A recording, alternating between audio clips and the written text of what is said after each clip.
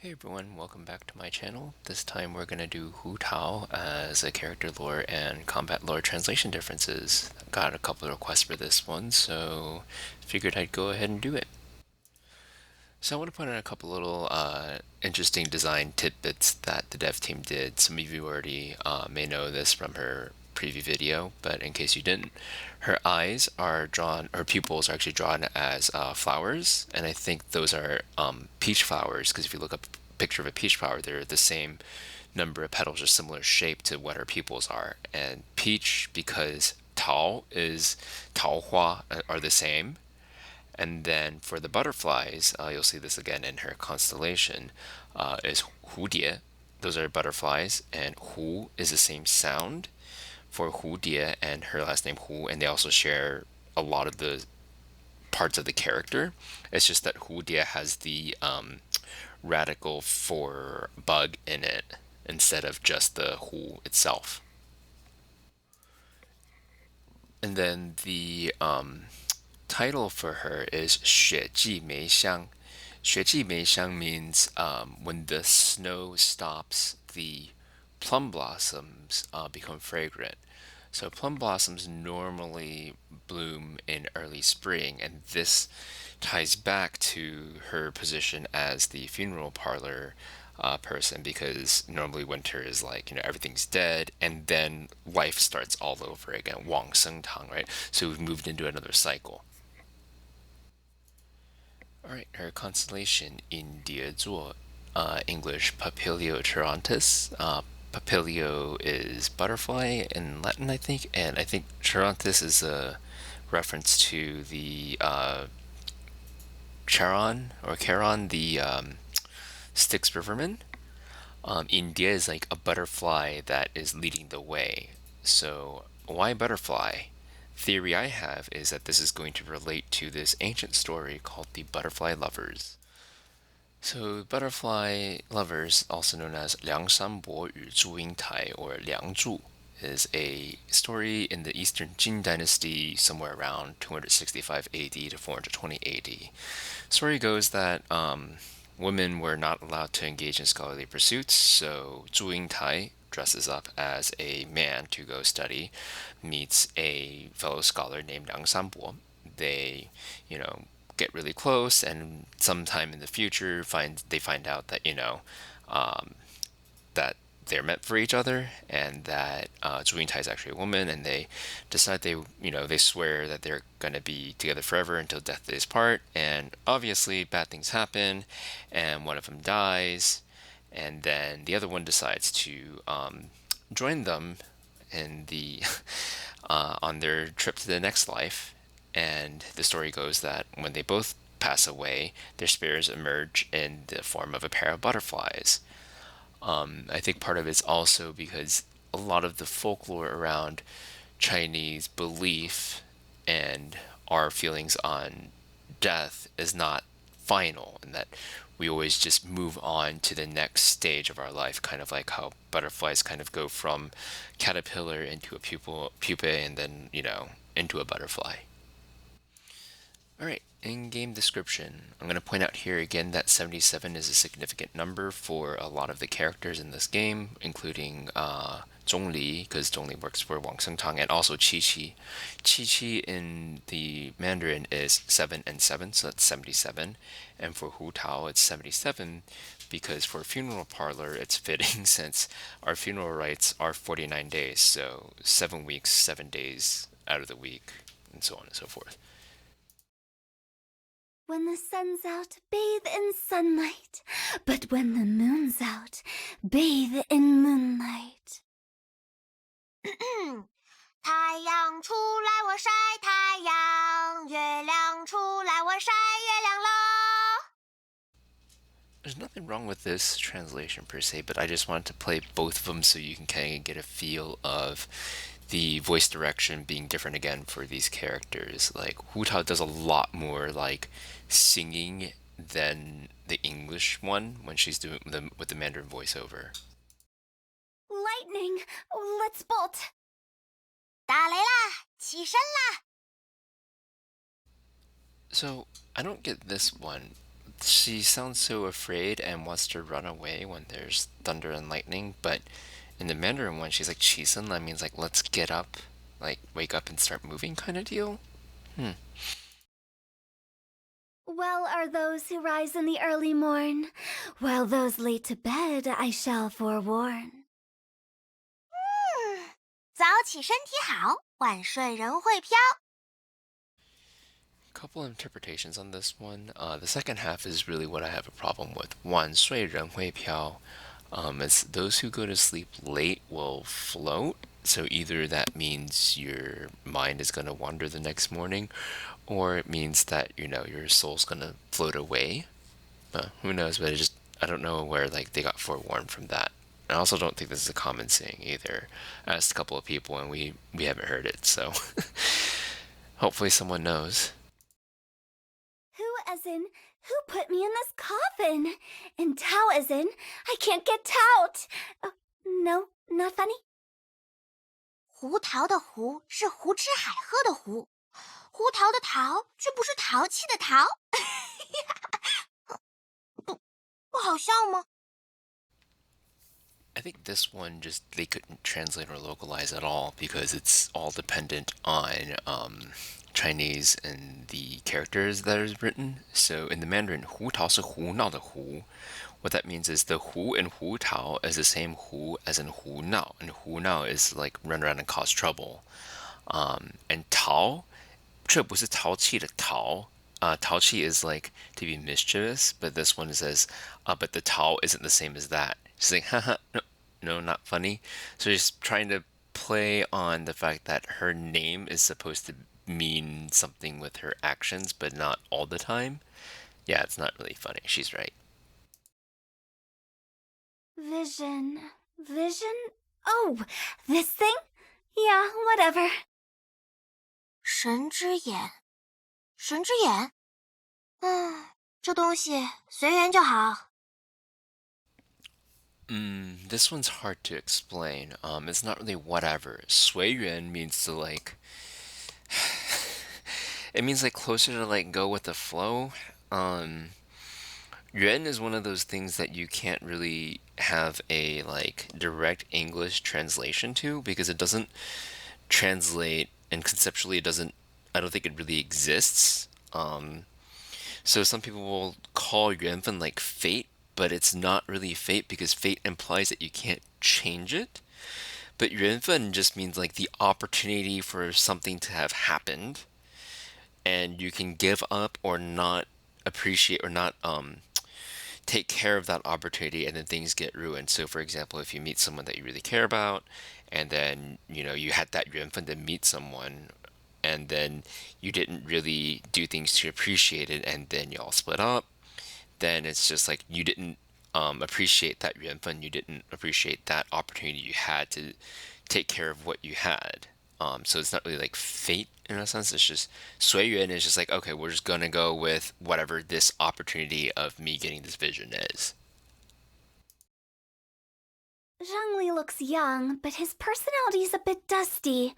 Knows everything, but doesn't fret over anything. Couldn't be that he's, Forget it, whatever. 钟离长得那么年轻，性格倒像是个老古董，什么都懂，却什么都不关心。他该不会……算了，随他去吧。Does Dusty imply that someone is really like old or like ancient or something? Because in this one, the judgment from Hu Tao towards Zhongli and his like attitude is that he's like an old antique. And obviously over here she hints that she knows who he is, but she's like, whatever, not gonna say anything. Have you seen Chi-Chi? Tell me where she is quickly. I need to go seal her away. 看到七七了吗？快告诉我他在哪儿，我要把他藏起来。So I don't know where they got seal from for this one, but that 藏起来 means to hide something. And I think sealing something away in the sense where you have the relationship where Hu Tao and Chi Chi are like kind of on different ends of the story. Like, one person's supposed to be moving someone to the next life, and one person's a zombie. That has some implications. But in the Mandarin one, 把它藏起来 just almost feels like Hu Tao's trying to do a prank. So there's something that went wrong there. Baiju. Ugh, that guy. 白竹，麻烦的家伙。Really wish we can get some of these voice actors some training in the tones, because you can hear Bai Zhu and then the English one misses the rising tone on the Zhu part.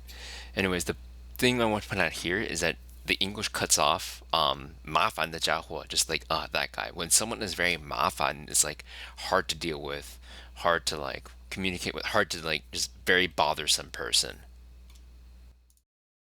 天春宁光.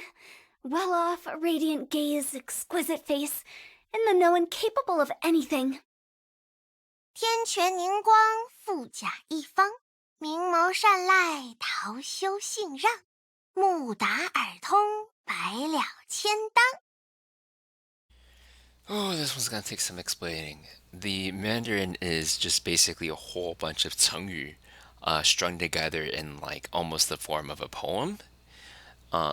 And all the artistry of the 成语 is lost in translation. So let's start. 天权凝光 is fine. 富甲一方. 富甲一方 means you're so rich that you're like one of the richest people in the world. 明眸善睐 is another 成语, and this one is to describe some, specifically a woman's eyes that are very pretty and very bright. And then 桃羞杏让. 桃羞杏让 is for someone who is so beautiful that the plum flowers shy away and the almond flowers like step aside. 目达耳通. This is specifically to like eyes and ears. So 目达耳通 means that is always aware of everything around her, so can see everything and hear everything. And then 百了千当 means to be able to take care of everything. So you can see that Ningguang is rich, beautiful, and is capable. Beidou is well known in Liyue. She doesn't know me, but that's cool. Me just knowing about her is enough. Oh man, I really do want to make friends with her. 北斗姐可是梨园名人，她不认识我没关系，我认识她就行。真想和她交个朋友啊。So I'm talking about this one because 北斗姐 is used, but that doesn't get carried over as the honorific in the English part. She added the 姐 at the end as an honorific because 北斗 is someone who's probably older than she is, but not like a whole generation older. And 姐 is the older sister, quote unquote, definition. So a woman that is older than you, but in the same generation. The interesting thing is in the Xingqiu line, that one gets translated and carried over because it says Master Xingqiu. But in this specific case, Hu Tao isn't using 少爷 as like an actual definition of the relationship. In a lot of period dramas and wuxia dramas, you'll see people will call someone 少爷, and they're clearly in like the servant master relationship. But in the case that Hu Tao uses it with Xingqiu, it's more of a sign of respect than anything else. Positive energies and unity between yin and yang. Who knew such people existed in this world? 纯阳正气，阴阳合一。没想到世上真有这种体质的人。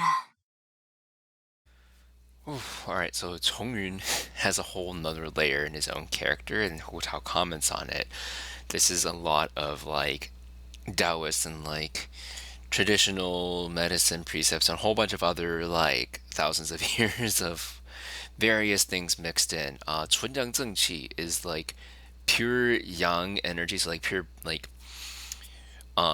positive energy, I guess. It's not even like positive in the sense that it's like good or something, but like every person's supposed to have like a balance, like if you like say between like yin yang, and this goes into Taoism a lot. So Chongyun's body type is purely yang and no yin, and that's not very good for many reasons. And if you've played through some of his storylines, you'll know that he has to like try to maintain certain things. And I think part of why, as a segue or a side note, he has to eat popsicles the whole time because yang is normally associated with heat. So he has to constantly eat these popsicles to keep his chun yang energies like in check to cool himself down, right? So he has this weird body where it's like 纯阳正气, but it's also at the same time 阴阳合一. So he's like got this second layer underneath it, and this is where like magic systems don't really like carry between stories. Even though they're kind of rooted in the same root, they just kind of like branch off, and people kind of say, "Oh, well, yeah, we're going to interpret it this way." But in other words, like Hu Tao's probably interested in him. He's like, oh, he's got a very special body type because, people who aren't usually imbalanced don't tend to live long. So it's good for her business.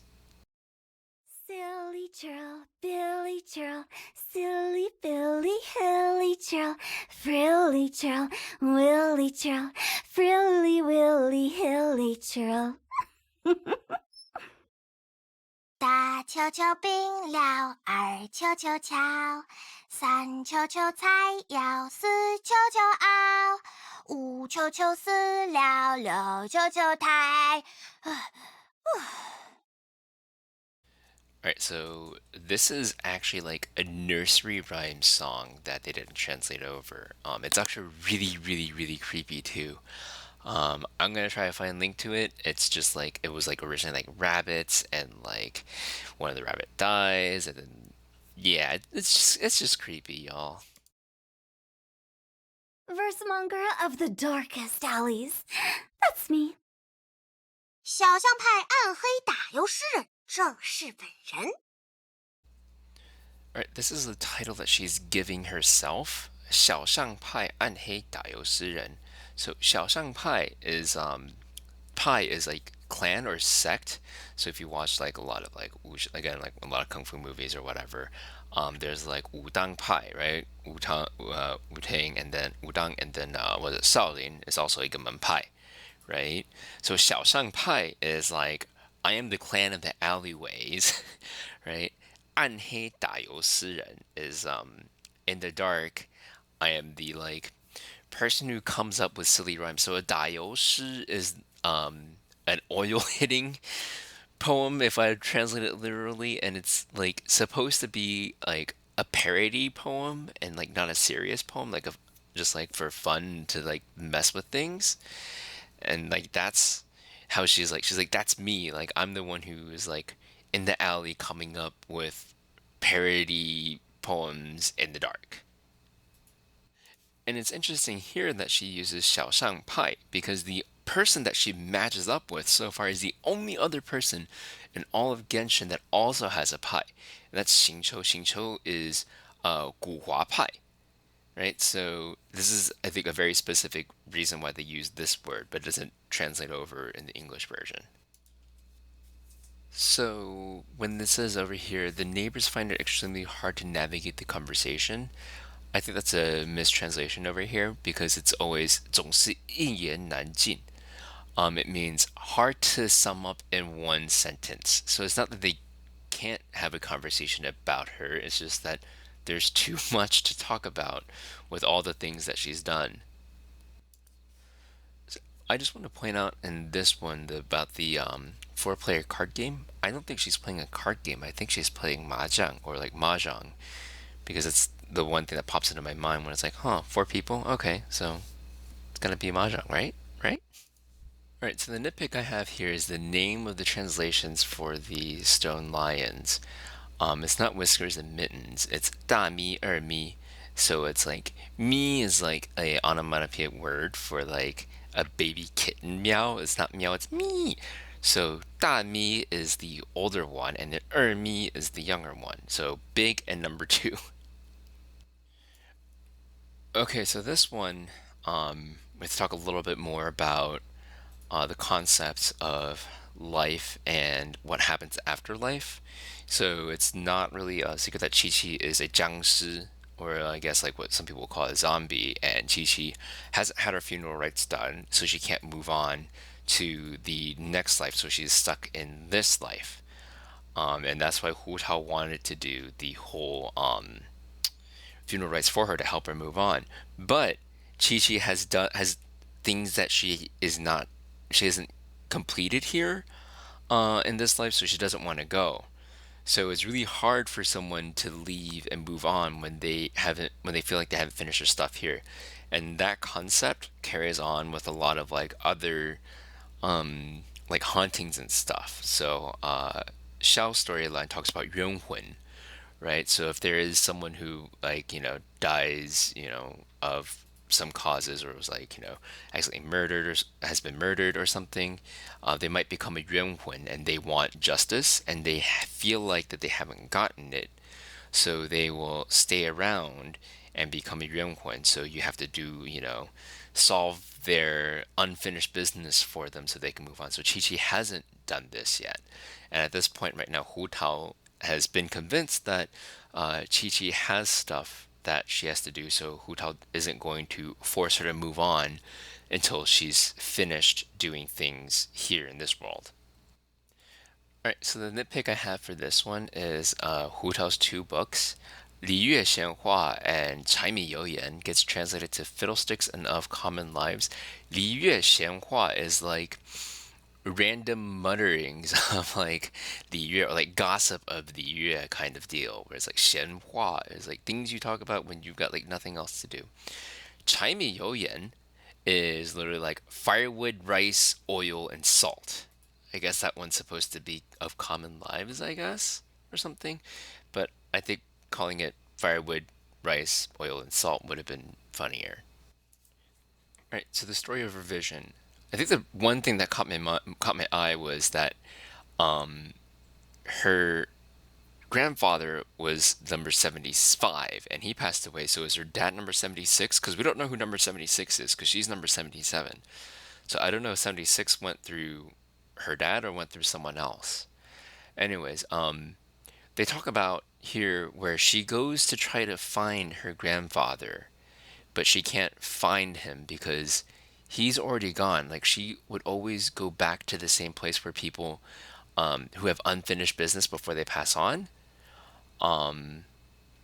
And she can't find him because someone says like, "Oh yeah, your grandfather would have already taken care of all the things he wanted to take care of and would not have stayed behind to try to like say anything. Like he's already ready to move on." And that is the exact opposite of what Chi Chi has, right? So I think that's partially why maybe she's more attached to Chi Chi now is because she's like, oh yeah, my granddad was already ready to move on, and she wants Chi Chi to be also ready to move on when it's her time to go. I'm going to give you one last fun fact before we end this. Hu Tao also means walnut. If you like the video, make sure you like, subscribe, and come back next time for when we do the voice lines on her combat stuff, which I call the combat chapter. Alright, see you later.